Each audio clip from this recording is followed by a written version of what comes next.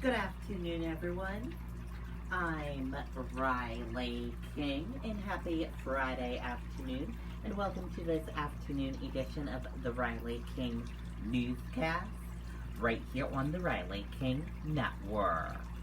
We have a lot of news to get to this Friday afternoon, so let's begin. First up, let's begin with your COVID-19 updates. Let's take a look at your COVID-19 New Hampshire data and information right now.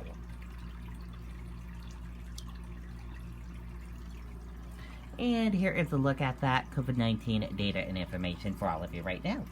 There are 7,573 number of people in New Hampshire have tested positive for COVID-19. 6,394,655 number of people in the United States have tested positive. 434 number of deaths from COVID-19 in New Hampshire. 719 number of people have been hospitalized with COVID-19 in New Hampshire. 191, 702 number of deaths from COVID-19 in the United States. Now let's take a look at this current map of New Hampshire right here, where current cases of COVID-19 are. Manchester, 43. And let's take a look at this map of New Hampshire, where total cases of COVID-19 are. Manchester, 1969. Now let's take a look at these three charts here. Let's start with the first chart here, new cases each day in New Hampshire. In the purple, daily new positive COVID-19 cases. In the orange, new hospitalizations. In the red, deaths. And let's take a look at this chart here. Current cases. In the purple, total current COVID-19 cases. In the orange, current hospitalizations. And let's take a look at this chart here. Total cases. In the purple, total positive COVID-19 cases. In the orange, total hospitalizations. Red, deaths, and blue, recovered. And let's take a look at this chart here. Age group of cases. Female and male of cases. And risk information. And let's take a look at this chart here. Infections, hospitalizations, and deaths. And let's take a look at this chart here. Deaths, percent of New Hampshire population, race/ethnicity of cases, hospitalizations. And a reminder, your common symptoms: fever, lack of smell, cough, chills, difficult breathing, nausea, vomiting, and diarrhea. How it spreads, and prevention tips. And be sure to stay with the Riley King Network for the latest of your COVID-19 information. Happening right now in New York City, 9/11 Remembrance Ceremony held in New York City. That is happening right now. If you want to watch that, we will share a link with you on the Riley King Network Facebook page after this broadcast. Remembering the 9/11 victims with New Hampshire ties. Let's take a listen to that video from WR News 9.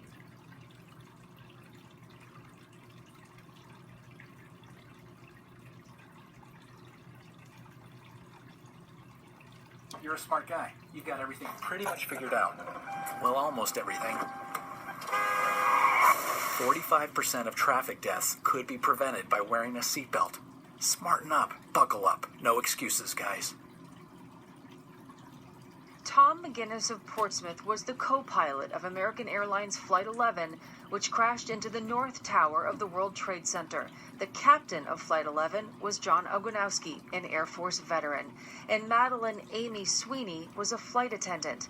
The Nashua High School graduate was able to call a ground supervisor by airphone to tell them about the hijackers before the crash.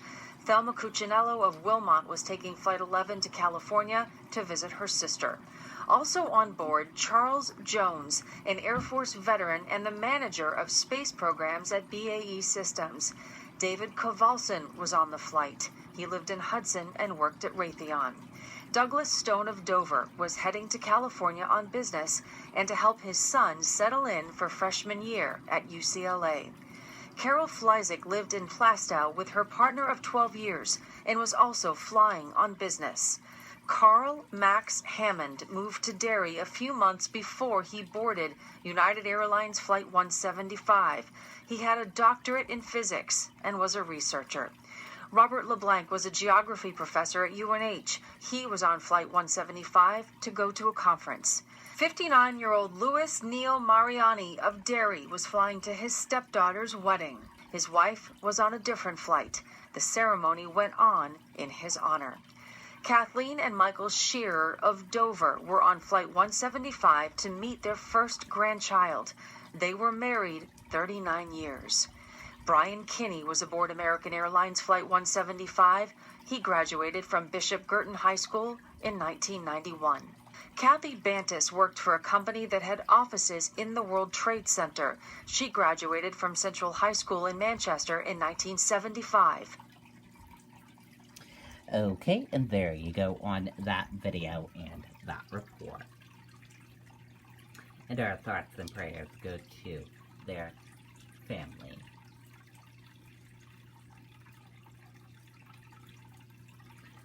Happening at 12:30 p.m. this afternoon, memorial service to be held for former Governor Steve Merrill. Service to be held outside State House. Public invited to attend. Let's take a listen to that video from WMUR News 9, Ray Brewer.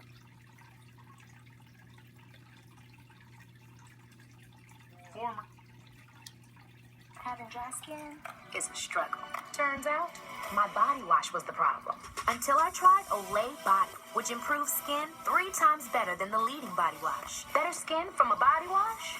You better believe it with Olay Body. Governors John Sununu and Craig Benson, along with Senator Kelly Ayotte, former Chief Justice John Broderick, and Merrill's son Ian, will each give a reflection of the man who's known to have coined the term the New Hampshire Advantage. Steve Merrill became New Hampshire's 77th governor in 1992. He was first introduced to politics by former Governor John H. Sununu, first serving as Sununu's legal counsel before being appointed as the Attorney General in 1985. Sununu says one thing he remembers about Merrill is his sense of humor. I do remember Steve, though, as someone that was understood how to keep it light, have a serious and committed objective to do something significant and important, but keep a light attitude as you get there. And frankly, both when I was governor and then when he eventually became governor, the governor's office was full of laughs. Merrill is not only being remembered for his sense of humor, but also his dedication to New Hampshire, public service, and his friends and family. I think his life was a testament to his commitment to something larger than himself. And he was political. He was very good at what he did, but he wasn't sharp-edged political. I'm a lifelong Democrat, and he was a lifelong Republican. People would say, how could you get along together? I said, I love Steve Merrill. It wasn't about what issue he felt strongly about or what issue I felt strongly about. I admired his character. Again, the memorial service will begin at 12:30, and while the public is invited to attend, you can also watch it live here on WMUR. Reporting live in Concord, Ray Brewer, WMUR News 9. Okay, and there you go on that video and that report.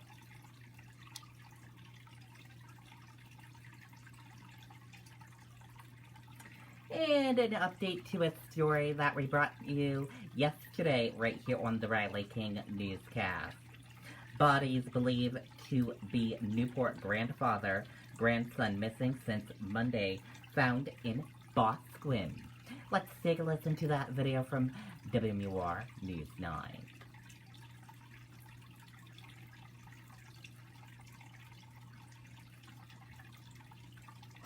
Why buy a new Ford from Plymouth Ford? Because we stand behind them all with a 20-year, 200... Tragic development in the search for a grandfather and his grandson missing since they set out on a motorcycle ride on Labor Day tonight. Police believe they discovered the bodies of those two men. WMUR's Gene Mackin joins us live in Boscawen with those developments. This is a heartbreaking discovery. Just minutes ago, police confirmed that they did find the bodies of two men believed to be the missing grandfather and grandson from Newport. Video from the scene here tonight.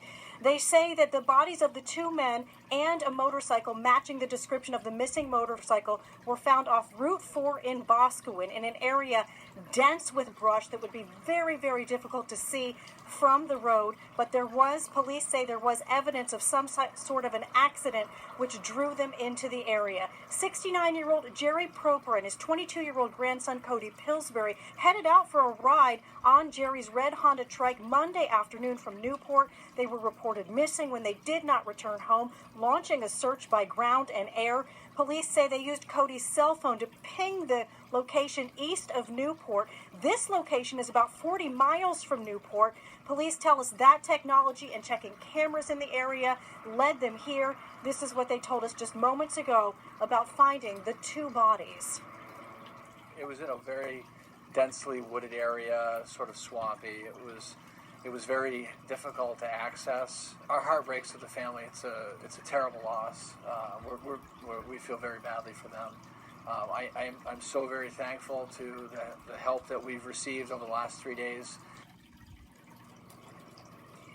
Now, we did talk to the family just yesterday, desperate for answers, but comforted that law enforcement and citizens were out searching for the missing grandfather and grandson. Once again, we do not have full confirmation of their identities, but investigators here tonight tell us everything matches the description of the missing grandfather and grandson, along with that missing motorcycle. They are still piecing together exactly what went wrong here on Route 4 in Boscawen. Live in Boscawen tonight, Jean Mackin, WMUR, News 9. Okay, and there you go on that video and that report. And our thoughts and prayers go to the family members. Dow jumps 200 points in choppy trading as tech tries to bounce back again. Stock rose in another volatile session on Friday as tech once again attempted to rebound from its recent slump. And 4 police officers charged in George Floyd's death to appear in court. Let's take a listen to that video from ABC News.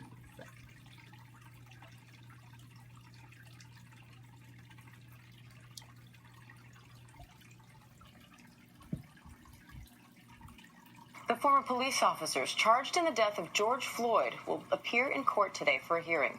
The 4 ex-cops are asking for separate trials as they each try to defend their role in Floyd's death. Alex Perez is in Minneapolis with more on that. Alex, good morning. Hey, Diane, the 4 former officers accused in the George Floyd case are expected to be in court for a hearing that's expected to be jam-packed with a number of motions from both the prosecutor and the various defense attorneys. Now, among the motions expected to be discussed, will Derek Chauvin, seen on video kneeling on George Floyd's neck, and the other 3 former officers charged with aiding and abetting Chauvin be tried together or separately? Also, a motion for a change of venue and several motions involving the rules for selecting a potential jury. Now, the judge has already set a tentative start date for March 8th of 2021 for a trial. Diane? All right, Alex Perez, thank you. Hi, everyone. George Stephanopoulos here. Okay, and there you go on that video and that report. And thank you for watching this afternoon edition of the Riley King Newscast, right here on the Riley King Network. I hope you all have a great rest of your Friday afternoon. I'll see you back here later on today for another newscast. They'll have a news report coming up in a little bit. Goodbye, everyone.